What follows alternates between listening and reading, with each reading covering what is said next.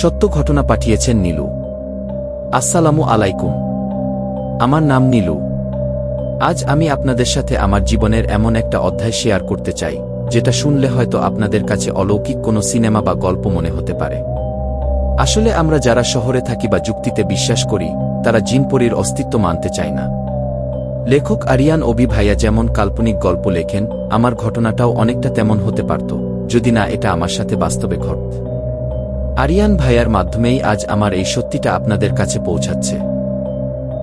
ঘটনাটা আমার নানুবাড়ি দিনাজপুরের বীরগঞ্জ উপজেলার এক নিভৃত গ্রামের।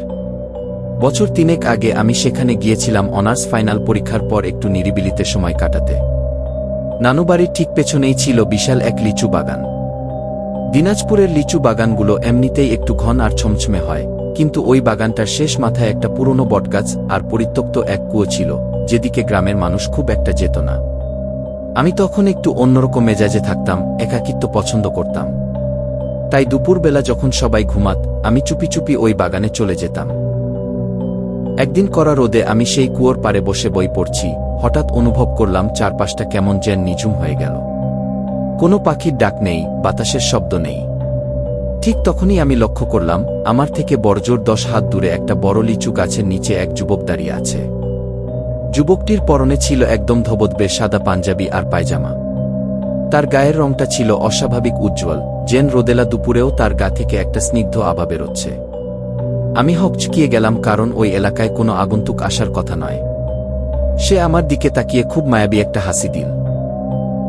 বিশ্বাস করুন, সেই হাসিতে এমন কিছু ছিল যে আমার চিৎকার করার কথা থাকলেও আমি নড়তে পারলাম না। সে খুব ধীর গলায় বলল, এই রোদে কষ্ট হচ্ছে না তোমার? কুয়োর জলটা খুব ঠান্ডা, মুখে দিতে পারো? আমি সম্মোহিতের মতো ওর কথা শুনলাম।